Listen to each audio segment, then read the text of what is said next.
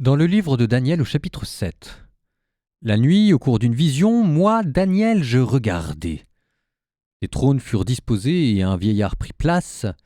Son habit était blanc comme la neige et les cheveux de sa tête comme de la laine immaculée. Son trône était fait de flammes de feu avec des roues de feu ardent. Un fleuve de feu coulait qui jaillissait devant lui. Des milliers de milliers le servaient, des myriades de myriades se tenaient devant lui.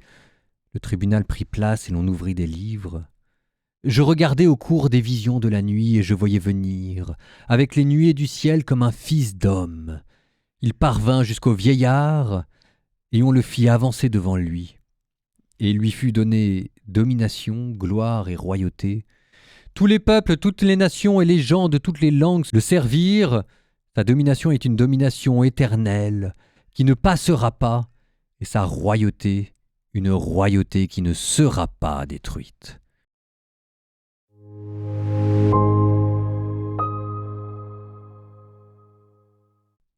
Aujourd'hui, je pense que tout le monde a vu le lien, c'est la fête de la transfiguration. Donc là, dans Daniel 7, vous avez le vieillard aux vêtements éclatants. Dans Matthieu 17 qu'on va lire, le vêtement resplendissant du Christ. D'un côté, Daniel 7, vous avez des nuées célestes, et dans l'Évangile, ça donne les nuées lumineuses. La gloire divine dans Daniel 7, qui devient dans Matthieu le visage brillant comme le soleil, et dans Daniel 7, le Fils de l'homme glorifié, qui devient Jésus transfiguré.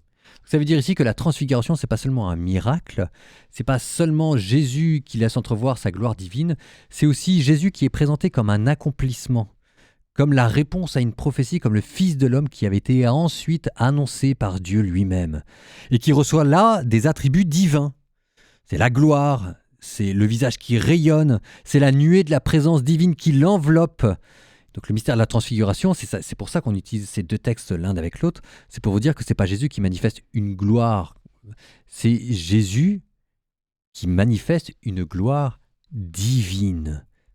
Alors ce qui est intéressant, c'est que dans les évangiles, ça se situe en haut d'une montagne et tout de suite après, Jésus descend parce que maintenant il faut aller à Jérusalem, il va mourir. Donc la gloire du Christ ne supprime pas la croix, mais elle en révèle le sens. C'est de la même manière ici que vous avez, alors c'est peut-être moins évident parce qu'on l'a coupé du reste du livre de Daniel, mais le Fils de l'homme ici, il reçoit le royaume après l'épreuve. Et donc la victoire de ce Fils de l'homme n'efface pas le conflit, mais c'est simplement sa souveraineté, elle passe par un chemin que personne n'avait envisagé. Lequel encore, pour l'instant, c'est pas bien clair dans Daniel, c'est Jésus qui le dira lequel. Mais ce qui est intéressant là, et là il faut sortir du texte, c'est de voir qu'en fait Daniel, il a vu ses visions, il comprenait pas. Il comprenait rien du tout, il était complètement dépassé. Un peu comme les disciples dans la nuit lumineuse sont complètement dépassés. Et Daniel va passer le reste de sa vie en fait à chercher le sens de ce qu'il a vu pour scruter le mystère de Dieu. C'est de la même manière que nous pouvons prendre la place de Daniel pour essayer de scruter ou bien la Bible sur ce qui s'est passé avant Jésus, ou bien Jésus, la transfiguration, pour essayer de le revivre dans notre cœur, ou bien aussi les promesses que Dieu fait dans notre vie, nous aussi qui devons passer par la croix pour arriver jusqu'à la vie.